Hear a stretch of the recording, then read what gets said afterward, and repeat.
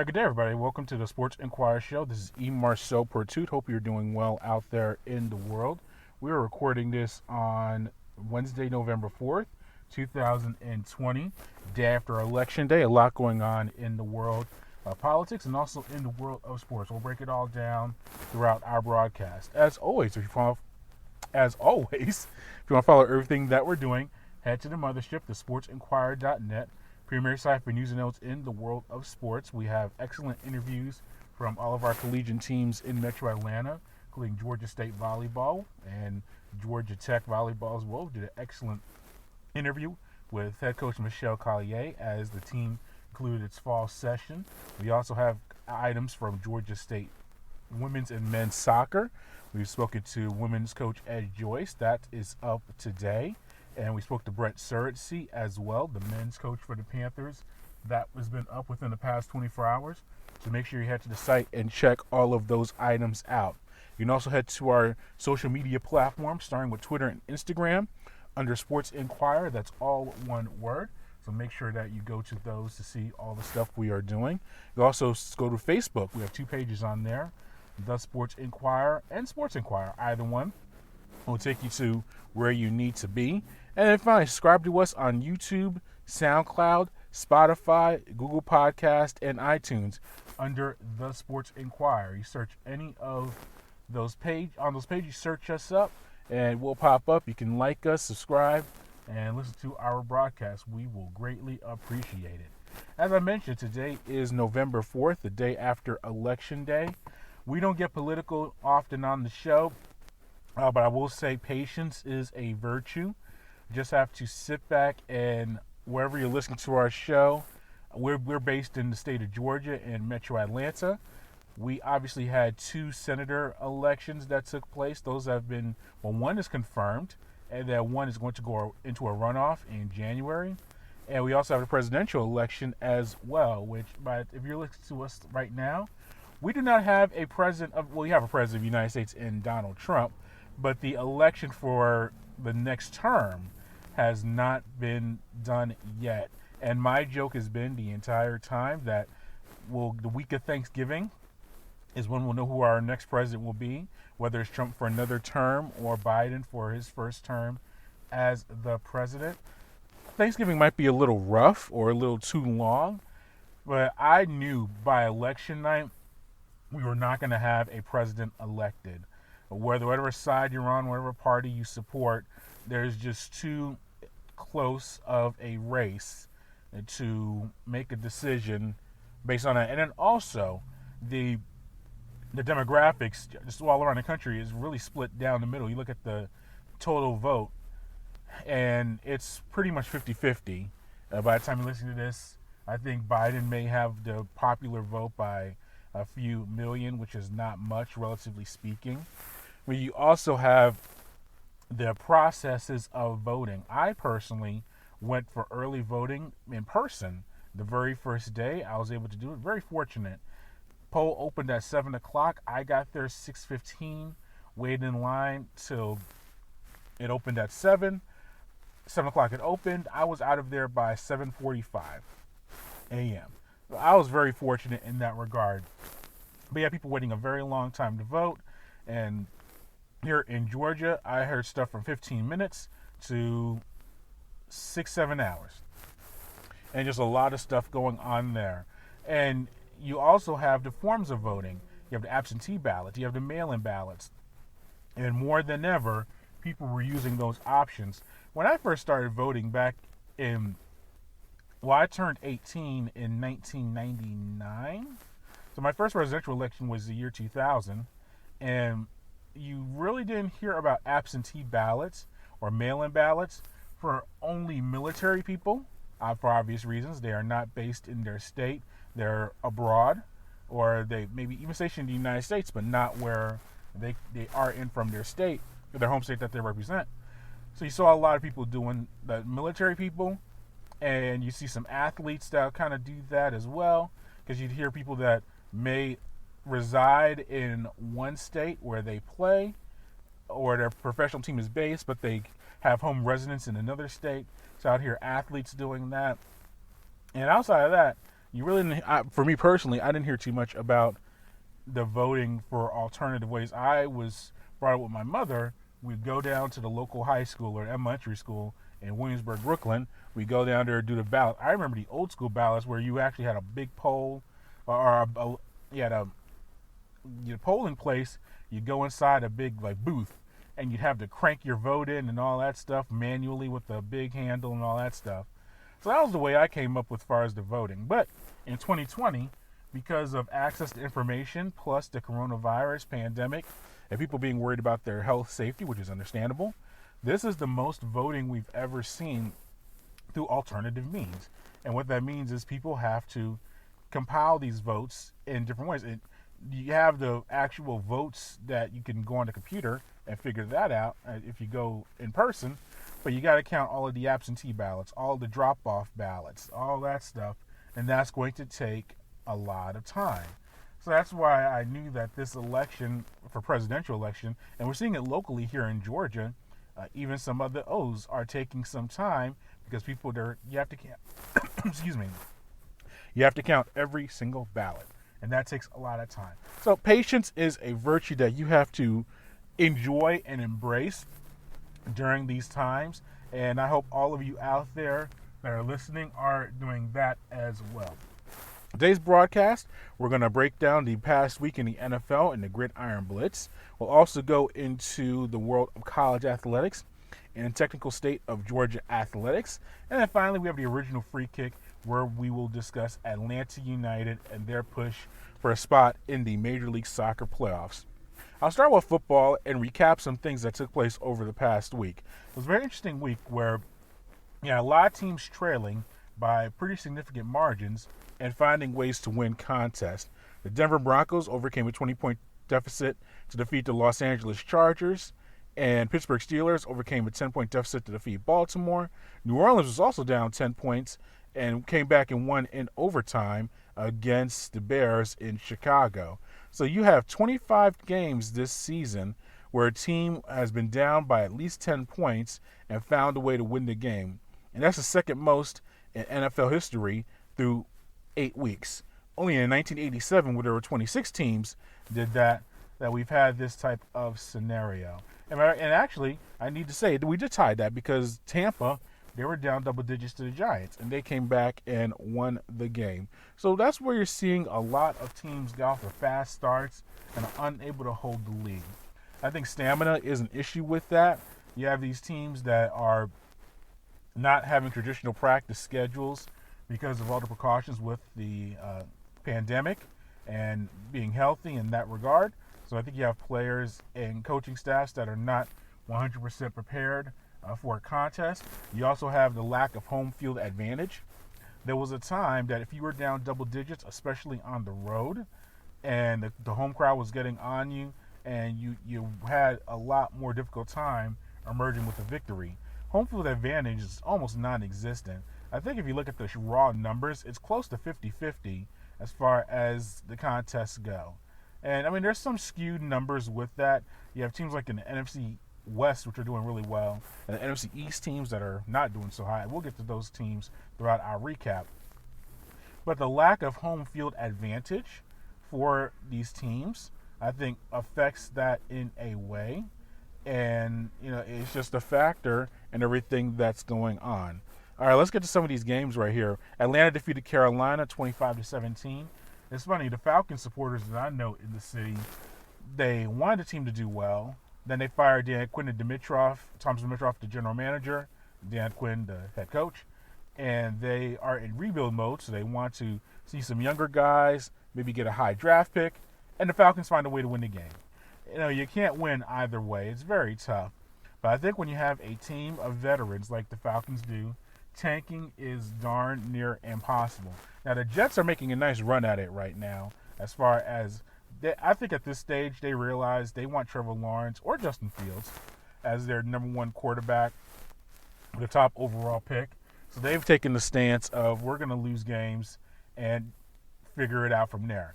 But the thing about the NFL, this is an example with the Falcons, you think short week, traveling to Carolina, this would be a very good way for a team to just give up and lose. You have professionals out there who are not only playing for respect and all that stuff, but they're playing for jobs in the future because the Falcons are going to have a new general manager, a new head coach. Raheem Morris isn't the answer. He's not capable. Now, can he coach somewhere else? I think, sure, why not? But in Atlanta, he's been part of that regime for the past few years that's underachieved. Atlanta needs a fresh start in general. So you have Morris, who's coaching hard because he wants a second shot as a head coaching gig, which I can see him getting. You have players that realize that if it's not going to be in Atlanta, they got to play somewhere else. So they can't have bad film out there of them performing. It's just very tough to have teams tank in that regard. And the Falcons are a prime example of it. They're going to win a few more games this year. But I said, when you have a roster like they do, they should be, all things considered, they have about a 7-9 win roster on them right now. Now, I don't know if they'll get to that number this year because they got off to such a bad start, but they have the talent to be top 15 borderline playoff team. And that means they're going to lose some games in a bad way, like they did at Dallas and Chicago, and they're going to win some games that look pretty good in contest against the Panthers. So Falcon fans or supporters, I don't know what to tell you. Your team is just going to keep winning, and you have to figure it out. Very good win by the Pittsburgh Steelers, winning at Baltimore 28-24. Pittsburgh now has 30 sacks and 10 interceptions this season. They're the fourth team since 1990 to have that mark through the first 7 games, and their defense is very, very stout. Forced 4 turnovers from Lamar Jackson. And you're starting to look at the numbers with Lamar Jackson when he plays everyone else but the Steelers and the Chiefs. In essence, big games, postseason contests, teams that have similar records to Baltimore, he has underperformed. Is he still an MVP caliber player? Of course he is. He won the MVP last year. But you have to wonder if Baltimore's offense limits them, especially when they trail. They're very good with the front running. If they have a lead, they can run the ball a lot, control the clock, and do their damage in that way. But if they have to come back and be in a back-and-forth affair like they did against Pittsburgh, now Jackson did not help. He threw a pick 6. He had multiple fumbles in the contest. That's not a very good thing. At Baltimore, they already have limited possessions, just the offense that they run. So when you turn the ball over all those times, and yes, I know they ran him for more than 200 yards in the contest, but still, if you're not going to have the ball consistently as much and less possessions, you cannot turn the ball over 4 times like they did. Pittsburgh, best team in football? You can say that.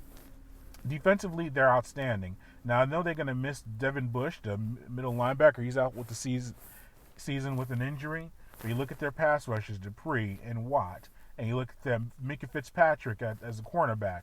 They have strength on every level defensively. And then offensively, Ben Roethlisberger, it looks like he is rounding himself into form. You have some good running backs. You have Claypool, who's emerged as their top receiver, along with Smith-Schuster, who's already been there, and Juju. They have a very good roster that can make a run. They're going to lose a game or two. They're not going to lose this week. They have Dallas. They're going to beat the brakes off of the Cowboys, who are looking like they may be down to Cooper Kupp. Or not Cooper Kupp. Not Cooper Kupp. They may be down to their 4th-string quarterback as far as the Cowboys go. They're in major trouble. So they'll win this week. But they get Baltimore again on Thanksgiving night. They could possibly be undefeated going into that contest, and that'd be very intriguing to see what happens there. Buffalo defeated New England 24-21. Similar deal with the Patriots with the Ravens. If the Patriots can run the ball, control the clock, and do some things in that way, patch together a defense, they can win a ball game or two. When Cam Newton has multiple turnovers, interceptions, and a fumble late when they were driving down the field, at least to get into field goal range, to tie the game and head into overtime, he ran the ball, got fumbled it. They lost possession. Buffalo recovered, and that was the final possession for the Pats in the contest. They are going to struggle in a major way, and that's what you saw in that contest.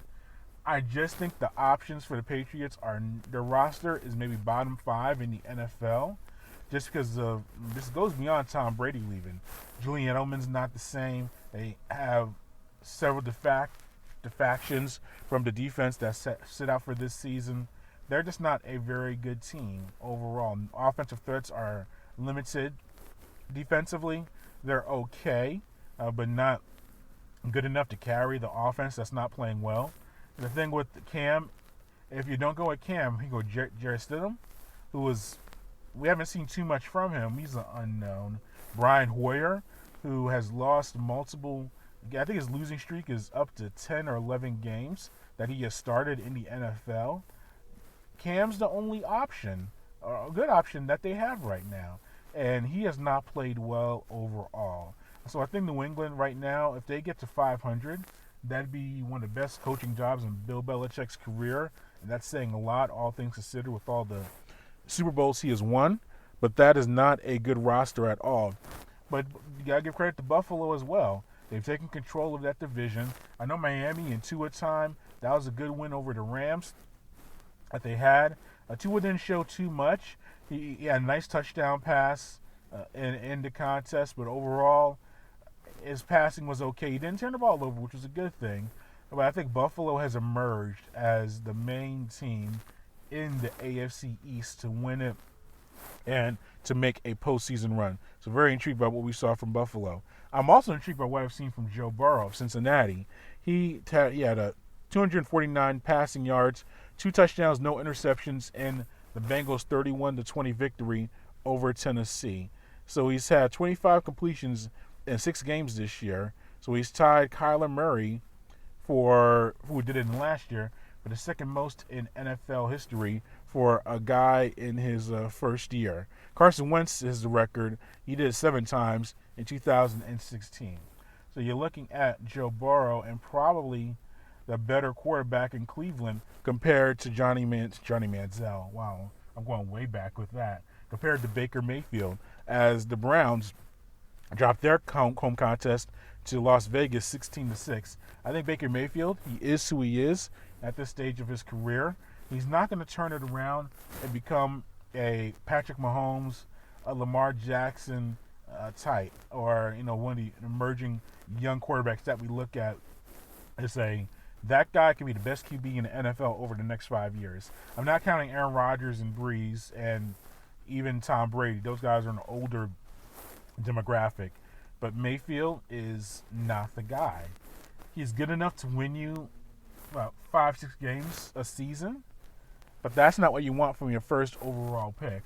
And the lack of ball security with him is a major concern. Another set of turnovers against the Raiders. It's just not working out for him.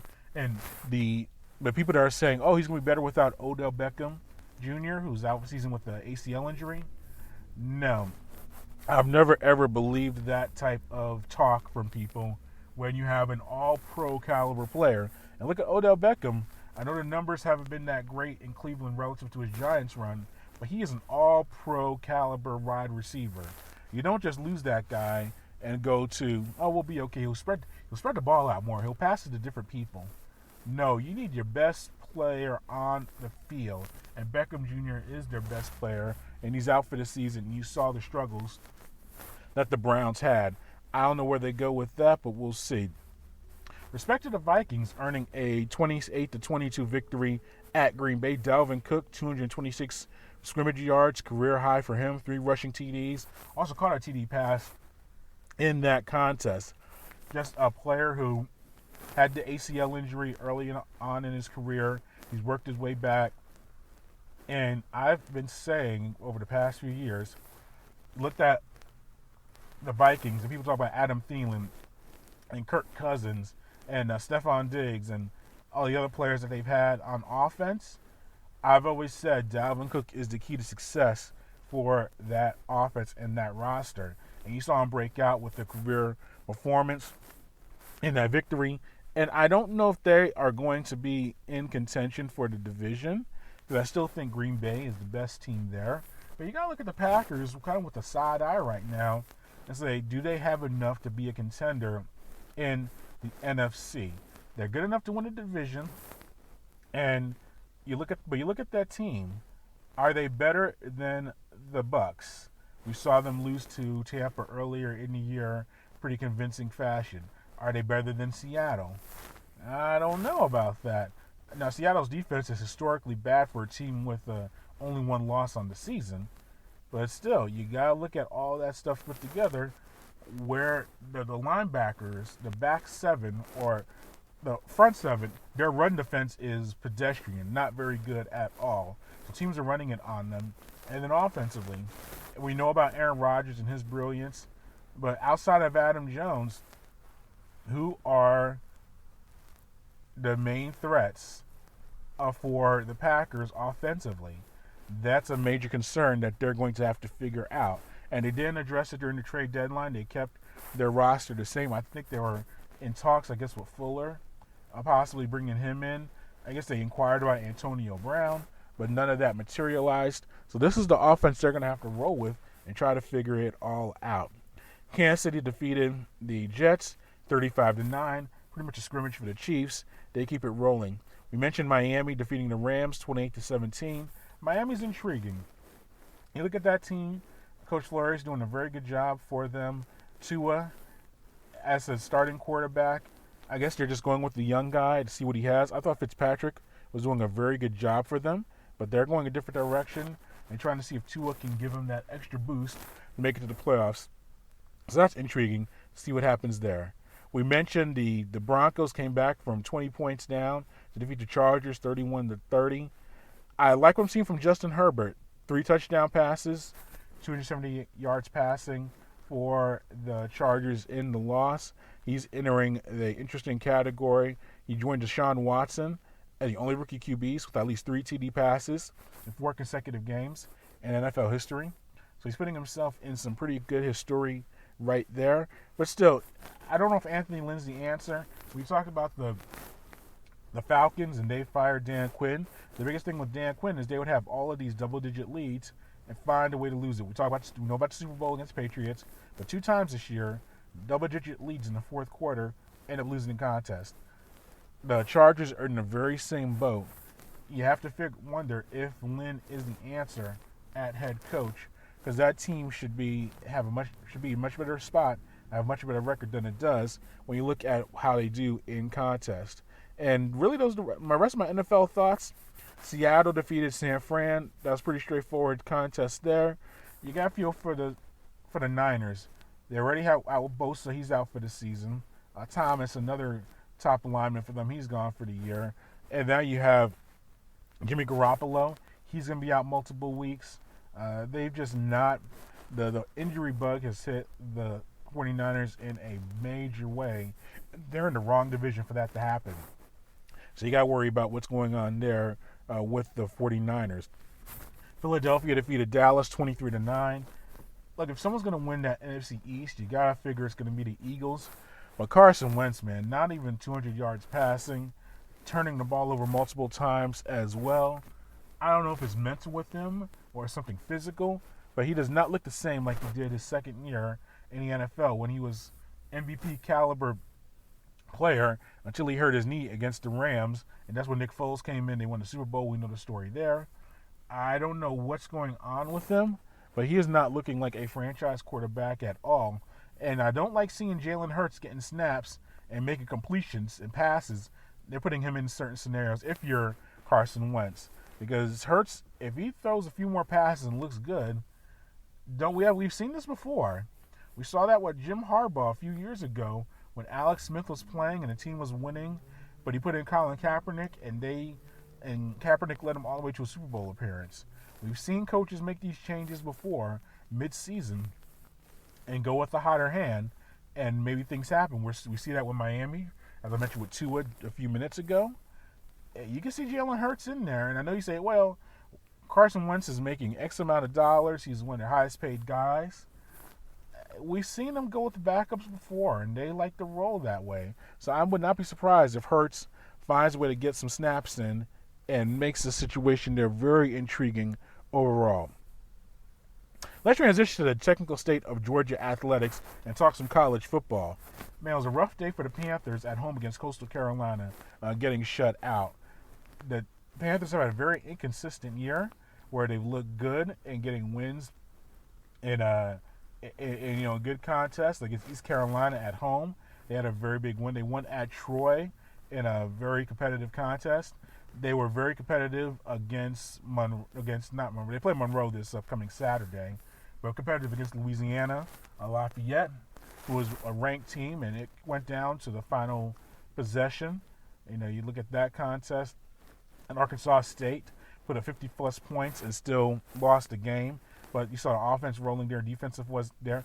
They just did not play well at any facet of the game against Coastal Carolina. Offense was bad, defense was bad, just not a good situation. We'll preview their contest later on this week against Monroe, but just want to say that was not a very good performance for them. Georgia Tech lost at home to Notre Dame, not a major surprise. More competitive than they were against Boston College the previous week. But, moral victories are very tricky to try to hang your hat on. We've seen them do well against Louisville and Florida State earlier on in the season. That might be more of an indication of the bad football that those franchises or teams are playing right now.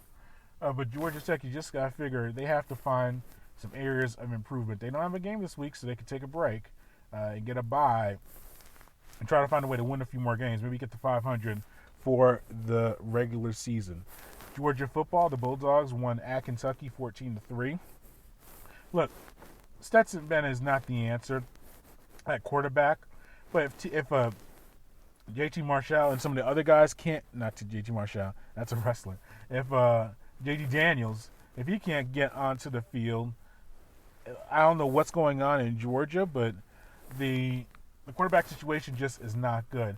And yes, Justin Fields playing at a Heisman caliber level does not help the cause. But if you do have lack of dynamic play at quarterback, and that's not Stetson Bennett's fault. He's the third string guy that he's being put in there. He's playing to the best of his ability. He's not a dynamic quarterback who can throw the ball far or give you some running options. He is who he is.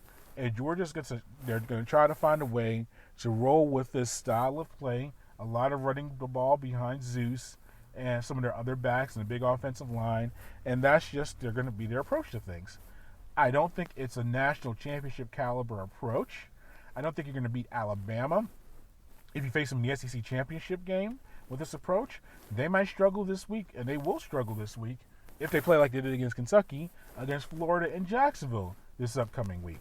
So you add all those things together, and the Bulldogs defensively, you got to like what you see there.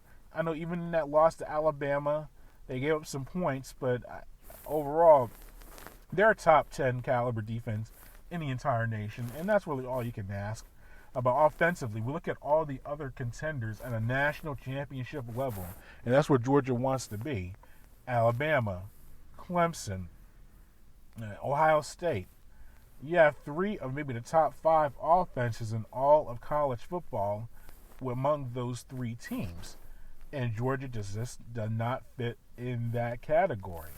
They're going to have to win a lot. And you think with Kentucky, 14-7, if it was a really muddy day and a lot of bad conditions and things along those lines, okay, a win's a win. We get that. And that's a good thing. Winning contests is good. As a Vanderbilt Commodore alum and a winless team that saw them lose by 30-plus points against Mississippi State or Ole Miss this past week, trust me, I want to see, if I was as a Vanderbilt fan, seeing Georgia perform, I'm like, man, I would love to have these wins. Oh, we're winning in ugly ways. A win's a win. I get that part, but expectations are at Georgia to be a national championship contender.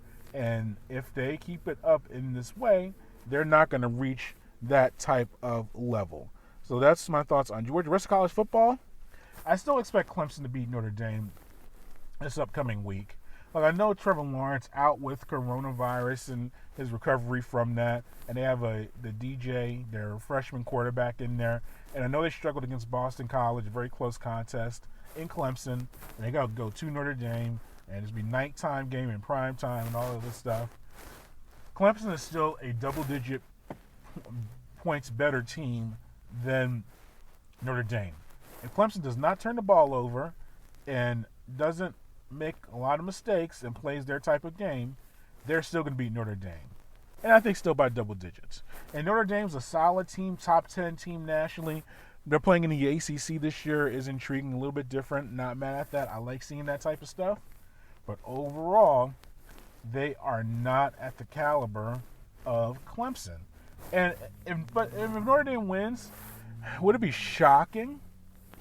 I wouldn't say shocking. It'd be a little bit surprised. I'm not saying it's like it's the biggest upset in college football history. But I think overall, you look at the squads, and Clemson is just the better team. And I know Ian Book's a solid quarterback, and the line play of Notre Dame, that's why I did see that against the Georgia Tech team. The line play for Notre Dame is very good, so that puts you in contention for a lot of contests.